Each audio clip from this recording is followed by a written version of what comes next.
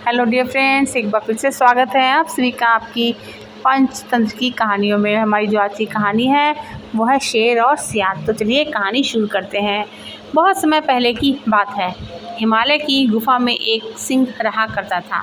जंगल के जीव जंतुओं को अपना आहार बना वह दिन प्रतिदिन बलिष्ठ होता जा रहा था।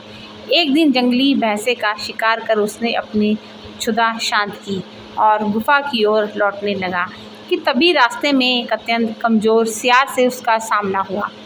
निरीह सियार अपने समक्ष बलशाली सिंह को देख नतमस्तक हो गया और बोला, वनराज, मैं आपकी शरण में आना चाहता हूँ। मुझे अपना दास बना दीजिए। मैं आजीवन आपकी सेवा करूँगा और आपके शिकार के अवशेष से अपना पेट भर लूँगा। सिंह को सियार पर दया आ गई। उसे अपनी शरण में रख लिया। सिंह की शरण में सियार को बिना दर दर भटके भोजन प्राप्त होने लगा। सिंह के शिकार का छोड़ा हुआ अवशेष अब उसका होता था, जिसे खाकर वह कुछ ही दिनों में हट्टा कट्टा हो गया। शारीरिक सुघड़ता आने के बाद सियार स्वयं को सिंह के समतुल्य समझने लगा। वह सोचने लगा कि अब भी वह सिंह के समान बलशाली हो गया है।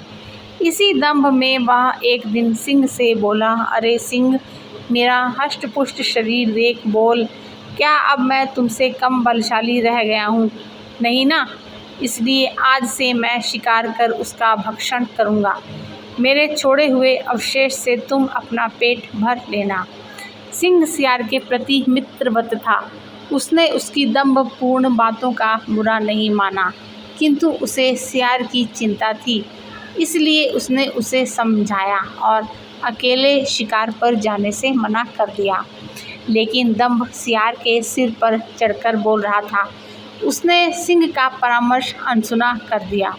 वह पहाड़ की चोटी पर जाकर खड़ा हो गया। वहाँ से उसने देखा कि नीचे हाथियों का झुंड जा रहा है।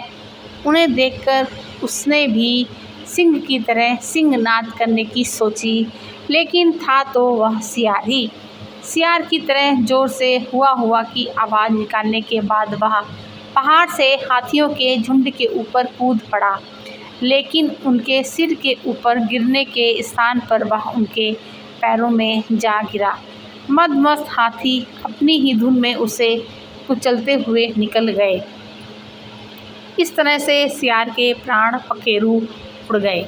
पहाड़ी के ऊपर खड़ा सिंह अपने मित्र सियार की दशा देख बोला, होते हैं जो मूर्ख और घमंडी, होती है उनकी ऐसी ही गति।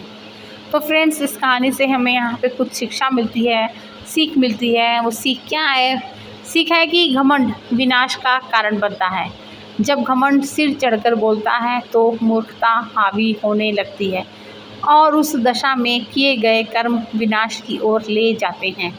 तो फ्रेंड्स, ये थी हमारी आज की कहानी। हमारी आज की कहानी आपको कैसी लगी कमेंट में बताइएगा। कहानी सुनने के लिए बहुत बहुत शुक्रिया।